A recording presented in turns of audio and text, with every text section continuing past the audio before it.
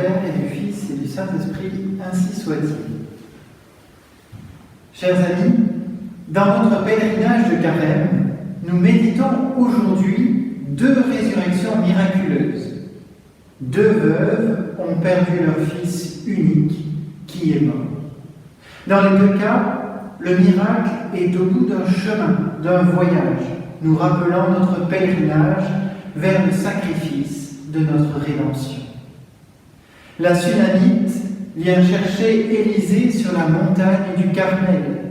Il descend de la montagne de sa retraite, c'est la montagne de la contemplation, pour se rendre auprès de l'enfant défunt sur la prière insistante de cette femme, de cette mère qui pleure à ses pieds. Ô grandeur de la prière qui le pousse à venir accomplir le miracle. C'est en vain que Jésus, serviteur du prophète, posera le bâton de bois d'Élisée sur l'enfant. Il faudra que l'homme de Dieu vienne en personne, qu'il fasse monter vers le ciel sa fervente prière d'intercession, que par 2 fois il fasse la grande prostration sur le corps inerte, les bras en croix, pour obtenir laborieusement que le petit corps reprenne vie. Le miraculé éternue 7 fois avant de pouvoir se lever pour nous montrer que la vie surnaturelle reprend ses droits quand les 7 péchés capitaux sont rejetés. Dans le Nouveau Testament, la veuve marche aussi, mais pour suivre le cortège funèbre de son fils qui va être mis en terre. Sans qu'il n'ait été besoin qu'on l'appelle, notre Seigneur prend les devants, car il est pris de pitié, de miséricorde, par ce spectacle si attendrissant, et il arrête le cortège aux portes de la ville. Là où se rend habituellement la justice, là où se font les échanges et les commerces, la prière n'est-elle pas le plus bel échange d'amitié avec le Prince de justice, notre Seigneur Jésus-Christ?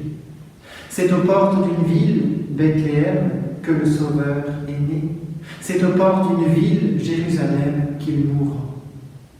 Il arrête le cortège, touche le bois du cercueil et dit « Jeune homme, je te l'ordonne, lève-toi. » Et le mort se mit sur son séant et commença à parler. Le miracle est accompli et sera pour les envoyés de Saint Jean-Baptiste l'ultime signe que notre Seigneur est bien le Messie tant attendu. Mais il signifie aussi une autre de ses actions, plus grande encore, qui arrivera aux portes de Jérusalem, sa mort et sa résurrection, par lesquelles il nous sauvera. Ce grand acte rédempteur se prolongera dans les sacrements, signes sensibles et efficaces qui produisent ou augmentent la grâce dans nos âmes. Pourquoi nous étonner d'un tel miracle? N'est-il pas celui qui a tout créé à partir de rien? N'est-il pas celui qui fait vivre tous les êtres vivants sur la terre? En lui, nous avons la vie, le mouvement et l'être, nous dit saint Paul. Alors pourquoi nous étonner qu'il rende la vie à cet enfant mort? Ce miracle est le signe qui met en lumière cette action infiniment plus merveilleuse, bien que plus cachée, fruit de sa toute-puissance, à savoir qu'il fait exister tous les êtres. Chacun de nos cheveux sont comptés. Regardez avec quelle facilité il ressuscite l'enfant.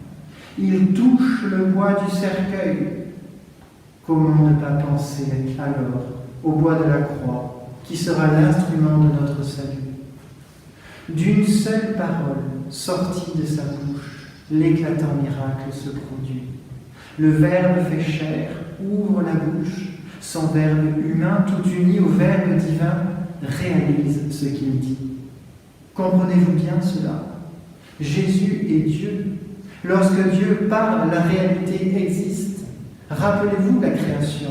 Dieu dit que la lumière soit et la lumière fut. Ici, Jésus, vrai Dieu et vrai homme, parle et l'enfant vit. C'est exactement ce qui se passe dans les sacrements. Le Christ dit par l'intermédiaire du prêtre, « Je te baptise » ou « Je t'absous » et notre âme, morte à la vie surnaturelle, vit ou revit.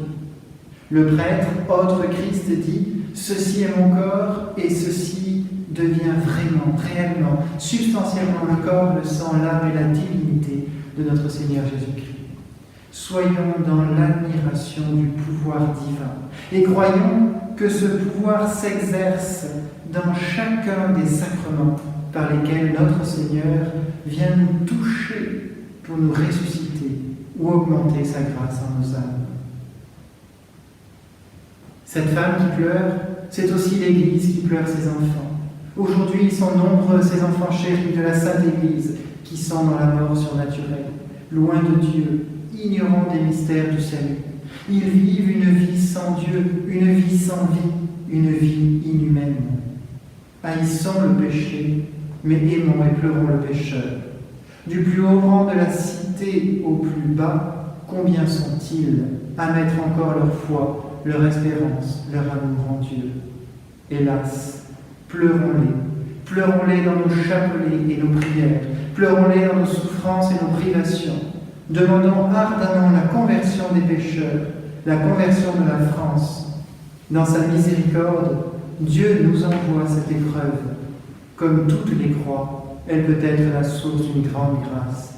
Que Notre-Dame, dont notre Seigneur miséricordieux a vu l'image dans cette veuve pleurant la mort de son Fils unique, que Notre-Dame nous obtienne le miracle de notre propre résurrection intérieure, qu'elle obtienne la conversion des nombreux pécheurs de cette douce terre de France et du monde, pour que ressuscite la chrétienté, ainsi soit-il. Au nom du Père, et du Fils, et du Saint-Esprit, ainsi soit-il.